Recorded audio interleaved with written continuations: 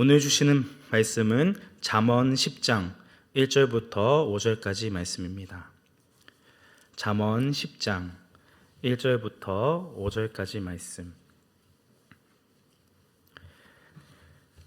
한 절씩 교독하도록 하겠습니다. 솔로몬의 잠언이라. 지혜로운 아들은 아비를 기쁘게 하거니와 미련한 아들은 어미의 근심이니라.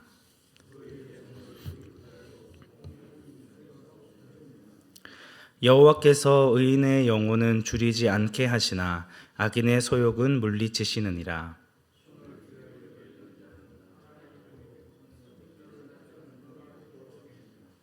함께 읽겠습니다. 여름에 거두는 자는 지혜로운 아들이나 추수 때에 자는 자는 부끄러움을 끼치는 아들이니라. 아멘. 오늘 말씀은 솔로몬의 잠언입니다. 1장부터 9장까지의 내용은 서론의 부분으로 아들에게 주는 아버지의 권면의 말씀이었다면 10장부터는 본격적으로 지혜에 대한 구체적인 가르침이 시작됩니다. 10장 말씀을 전체적으로 살펴보시면 계속해서 의인과 악인이 분명한 대조를 이루고 있는 모습을 살펴볼 수 있습니다. 그래서 본문 전체를 이 의인과 악인의 대조로 보면 이 내용을 좀 더 쉽게 이해하실 수 있습니다. 1절에 등장하는 지혜로운 아들은 의인, 그리고 미련한 아들은 악인입니다. 지혜로운 아들은 아버지 하나님을 기쁘게 하고 미련한 아들은 아버지의 근심을 가져오게 만듭니다. 이들의 차이는 어디에서부터 시작될까요? 바로 재물을 대하는 태도에서부터 시작됩니다. 미련한 아들은 불의한 방법으로 재물을 축적하려고 합니다.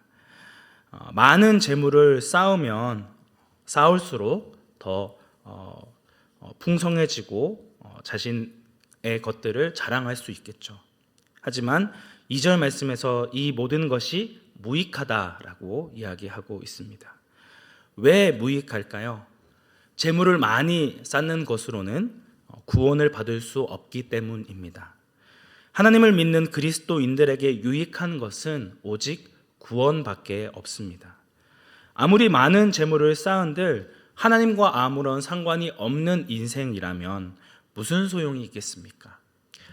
이 땅에서 남들보다 조금 풍족하게 살고 편안하게 살 수는 있지만 그의 영혼을 구원할 수는 없습니다. 하지만 공의는 그의 생명을 죽음에서 건진다라고 이야기하고 있습니다.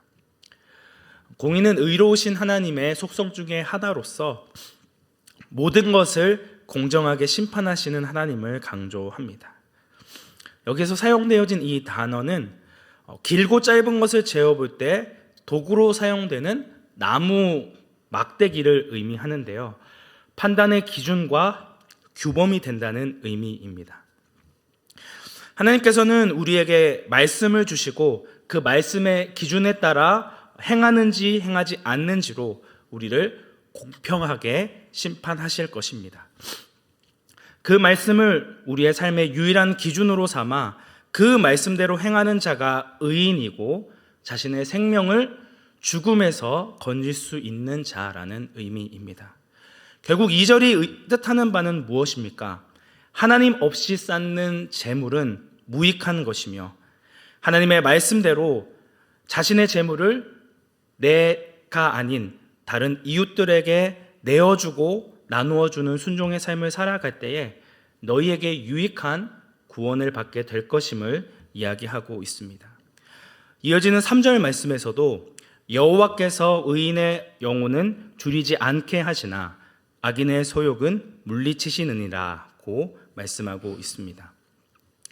하나님께서 중요하게 여기시는 것은 한 사람이 얼마나 많은 재물을 쌓았고 풍족한 삶을 살았느냐가 아니라 그의 영혼의 상태가 줄였는지 풍족한지입니다. 예수님께서는 요한복음 6장 35절 말씀에서 나는 생명의 떡이니 내게 오는 자는 결코 줄이지 아니할 터요 나를 믿는 자는 영원히 목마르지 아니하리라고 말씀하셨습니다. 이 땅에서의 줄이지 않음과 목마르지 않음이 아니라 내게로 오는 자의 영혼을 결코 줄이게 하지 않으시겠다는 약속입니다. 내가 너희에게 주는 양식, 그 말씀을 통해 너희의 영혼이 줄이지 않고 풍족하게 될 수 있다는 것을 말씀하고 있는 것입니다. 하나님께서는 그의 말씀대로 순종하고자 하는 자를 죽음에서 건져내실 뿐만 아니라 그의 영혼을 줄이지 않게 하시겠다는 말씀입니다. 반면 악인의 소욕은 물리치신다라고 말씀하고 있습니다. 자신의 영혼이 아닌 육체의 풍족함을 바라고 원하는 이 세상 사람과 같은 욕심과 정욕을 물리치신다라는 의미입니다. 그리스도인의 관심은 내가 이 땅에서 잘 먹고 잘 사는 데 있는 것이 아니라 내 영혼이 하나님의 앞에 구원을 받고 그 말씀으로 인해 풍족하게 살아가는 것이 되어야 한다는 것입니다. 이어지는 4절의 말씀도 영혼에 대한 말씀입니다. 단순히 부지런하게 살면 부자가 된다는 일반적인 이야기를 하고 있는 것이 아니라고 하는 것이죠. 한번 생각해 보십시오. 이 세상에 정말 부지런하게 살아가고 열심히 살아감에도 불구하고 가난에서 벗어나지 못하는 사람들이 얼마나 많습니까? 반대로 게으르게 살아가도 자신이 가지고 있는 재물로 인해 부족함 없이 사는 사람들이 역시 굉장히 많죠. 그렇기 때문에 이 말씀은 단순히 성실하게 살아가라는 말씀이 아니라 너희의 영혼이 하나님 앞에 게으르게 살아가고 있느냐 아니면 부지런하게 살고 있느냐를 묻고 있는 것입니다. 그럼 영적으로 게으르지 않게 사는 것은 어떠한 삶을 말하는 것일까요? 베드로후서 1장 5절부터 9절까지의 말씀에서는 너희가 예수 그리스도를 알기에 게으르지 않고 열매 없는 자가 되지 말라는 말씀이 등장합니다. 베드로후서 1장 5절부터 9절까지 말씀 제가 읽어드리도록 하겠습니다. 그러므로 너희가 더욱 힘써 너희 믿음의 덕을, 덕의 지식을, 지식의 절제를, 절제의 인내를, 인내의 경건을, 경건의 형제 우애를, 형제 우애의 사랑을 더하라. 이런 것이 너희에게 있어 흡족한즉 너희로 우리 주 예수 그리스도를 알기에 게으르지 않고 열매 없는 자가 되지 않게 하려니와 이런 것이 없는 자는 맹인이라 멀리 보지 못하고 그의 예체가 깨끗하게 된 것을 잊었느니라. 여기서 이야기하는 것은 믿음에서 시작해서 사랑까지 이르는 그리스도인의 성장 단계에 대해 묘사하고 있는 것입니다.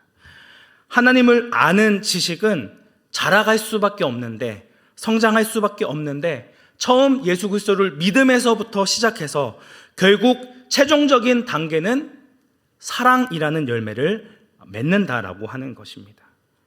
우리의 삶 가운데 예수 그리스도를 믿음으로부터 시작해서 사랑까지 맺어지는 삶이 없다면, 그런 열매가 없다면 우리의 영혼은 게으르다라는 의미이고 열매 없는 자라는 의미이고 맹인과 같다는 것을 말씀하고 있는 것입니다. 하나님의 말씀대로 살아가고자 애쓰고 훈련받고 연단됨으로 사랑의 열매를 맺지 않은 게으른 자는 영적으로 가난한 자가 되고 열매 없는 자가 됩니다. 반면 말씀을 따라 살아가고자 부단히 애쓰고 자신의 영혼을 위하여 부지런히 기도하고 연단받는 자는 영적으로 부하게 된다라는 의미입니다. 그래서 4절의 말씀은 육체의 가난함과 부함을 이야기하는 것이 아닌 영혼의 가난함과 부함을 이야기하는 것이라는 것이죠. 이어지는 5절 말씀도 앞의 말씀을 계속 반복하는 말씀으로 살펴볼 수 있습니다. 하나님 앞에 영적으로 추수할 것이 있는 자는 의로운 자이고 추수할 것 없이 영적으로 자고 있는 사람은 하나님 앞에 부끄러운 자임을 보여주고 있습니다. 결국 이 짧은 말씀에서 이야기하고 있는 것이 무엇입니까? 그리스도인들은 예수 그리스도를 믿음으로 성장해 나아가야 하는데 결국 사랑의 열매를 맺는 그런 삶을 살기 위해서는 부지런히 하나님 앞에 기도하고 하나님의 뜻을 구하고 그 말씀 앞에 자기 자신의 뜻과 생각을 끊임없이 내려놓고 연단받는 자가 되어져야 한다는 것입니다.